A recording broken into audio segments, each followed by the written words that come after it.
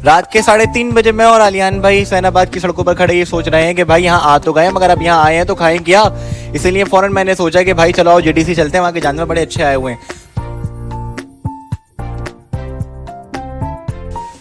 Gate से अंदर दाखिल होते ही मेरी नज़र ऊँटों पर पड़ी जो बड़ी खूबसूरत से थे, मगर एक ऊँट का बच्चा अवाम की तवज्जो का मरकज़ बना हुआ था, जिससे बच्चे छेड़खानियाँ करके लुत्फ़अंदोज़ हो रहे थे।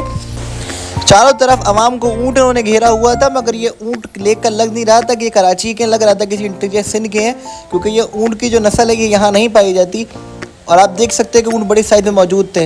एक गाय पर देखकर मेरी बड़ी नज़र लगी, मगर ये इतना अच्छा जानवर था कि मेरा दिल कर रहा था इसको हाथ लगाने का, मगर मैं ये खड़े सोचता रहा कि भाई हाथ लगाऊं तो लगाऊं कैसे। वो मुझे गुस्से से ताड़े जा रहा था। अवाम तो इसको ऐसे तंग कर रही थी जैसे उन्होंने अपने घर में पाला हो, मगर काफ़ी मुज़ाकरात के बाद इस जानवर से मेरे मुज़ाकरात तय पाए और फिर मैंने इसके साथ तस्वीरें भी खिंचवाई।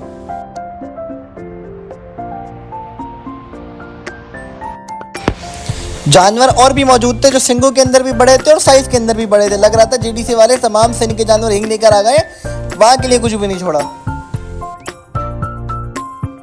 मगर जो बात है ये बात माननी पड़ेगी कि जानवर अपनी खूबसूरती और सींग में 10 आउट ऑफ 10 थे। मतलब ये जानवर देखकर दिल ही आ रहा था, मगर सब ये सदके के जानवर थे, इसलिए हमने खरीदारी का कोई प्लान नहीं करा। मुझे लगा शायद दूध देने वाली भैंसें भी आई हुई, मगर पता चला ये तो कुर्बानी का भैंसा है। ये बात तो मानने वाली है कि जफर भाई इस दफा जानवर तो बड़े खूबसूरत से लेकर आए हैं, और ये वाइट वाले जानवर के ऊपर तो मेरा दिल ही आ गया भाई। अभी तक तो मैं जानवर शुरू में देख रहा था, मगर जैसे ही मैं आगे बढ़ता रहा तो जानवर और भी खूबसूरत दिखना शुरू हो गए, क्योंकि आगे और अच्छी और खूबसूरत जानवर की वैरायटी मौजूद थी।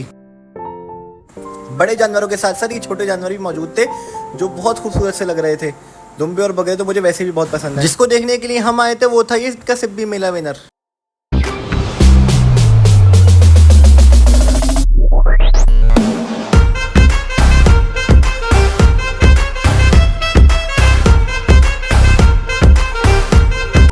इस जानवर को हाथ लगाने का अरमान मेरे अंदर भी जागे, मगर शुक्र है अल्लाह ताला का कि इसने मुझे कुछ नुकसान नहीं पहुंचाया।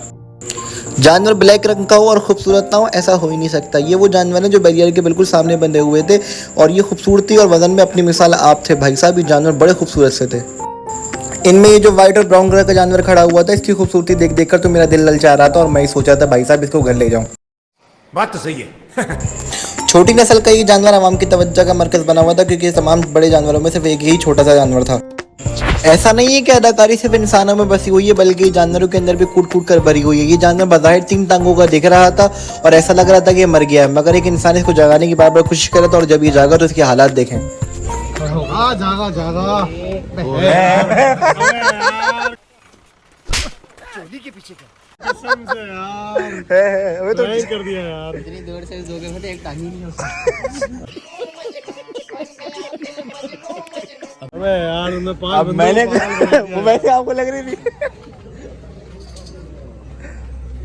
अबे यार चल भाई। रात के 3:30 बज रहे थे और तमाम जानवर आराम कर रहे थे, इसलिए हमने जानवरों को तंग नहीं करा और बस एक छोटा सा शॉट बनाया इनका, और हम ऐसे चलते बने। बड़े सींगों के इतने खूबसूरत जानवर मैं आज पहली बार देख रहा था। अब वक्त रुखसत आ गया है, इसलिए मैंने आलियान भाई को फ़ोन किया। मैंने कहा आलियान भाई ज़रा गेट पर आ जाओ, अब हम जा रहे हैं, क्योंकि मुझे लगने लगी है भूख। हुसैनाबाद भी गए, मगर वहाँ कुछ खाने को नहीं मिला, इसलिए मैंने बोला भाई अपने एरिया चलते हैं, वहाँ कुछ अच्छा खा लेंगे। इसलिए मैंने सीधा बाइक लगाई नूरानी कबाब पर। वहाँ मैंने उसको अपना ऑर्डर समझाया और उसको ये बताया कि भाई भूख ज़्यादा लग रही है, इसे जल्दी लेकर आना।